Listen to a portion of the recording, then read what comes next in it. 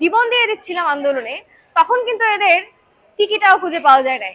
অথচ যখন আমাদের সৃষ্টি করার সময় এসেছে, তখন এরা সেই সুফল ভোগ করতে এসে বিভিন্ন রকম ভাবে এই ধরনের সন্ত্রাসী কার্যক্রমকে এবং ছাত্রলীগের যে দমনমূলক যে কালচারটা ছিল সেটাকে আবার এখানে ফিরিয়ে আনার একটা চেষ্টা করছে। 12টার দিকে একটা খবর আমরা পাই, সেটা হচ্ছে ফজলুল হক মুসলিম হল, এই আবাসিক হলে হচ্ছে ছাত্ররা মিলে একজনকে চোর সন্দেহে হত্যা করেছে, পিটিয়ে হত্যা করে ফেলেছে।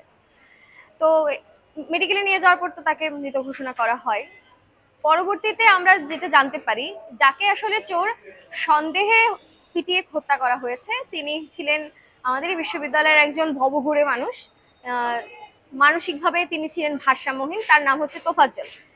এবং একই সময় আমরা দেখলাম যে জাহাঙ্গীরনগর বিশ্ববিদ্যালয়ে ওইখানকার বৈষম্য বিরোধী ছাত্র আন্দোলনের একজন সমন্বয়ক তিনি পোস্টও করেছেন যে ওই সময় যে ছাত্রলীগের যে একজন নেতা তাকে হচ্ছে ক্যাম্পাসে তিনি পান এবং তাকে হচ্ছে সবাই মিলে মব ক্রিয়েট করার মাধ্যমে হচ্ছে তাকে হত্যা করে ফেলা হয়।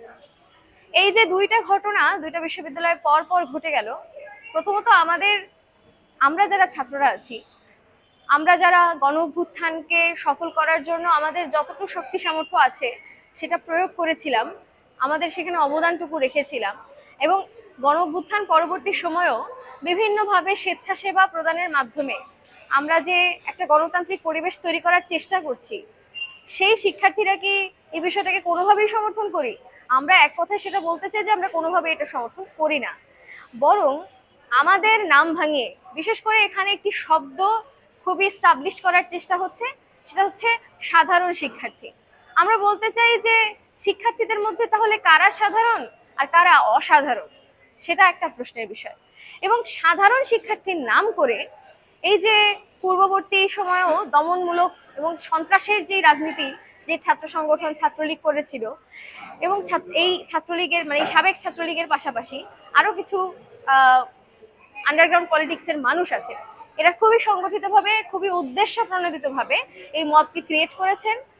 দুটো বিশ্ববিদ্যালয়েই এই মব ক্রিয়েট করার মধ্য দিয়ে এই মানুষদেরকে পিটিয়ে হত্যা করেছেন এবং এরা হচ্ছে ফলাফলের সুভোগ ওনারা ভোগ করছেন। আমরা যখন জীবন দিয়ে দিচ্ছিলাম আন্দোলনে, তখন কিন্তু এদের টিকিটাও খুঁজে পাওয়া যায় নাই। অথচ যখন আমাদের সৃষ্টি করার সময় এসেছে, তখন এরা সেই সুফল ভোগ করতে এসে বিভিন্ন রকম ভাবে এই ধরনের সন্ত্রাসী কার্যক্রমকে এবং ছাত্রলীগের যে দমনমূলক যে কালচারটা ছিল সেটাকে আবার এখানে ফিরিয়ে আনার একটা চেষ্টা করছে।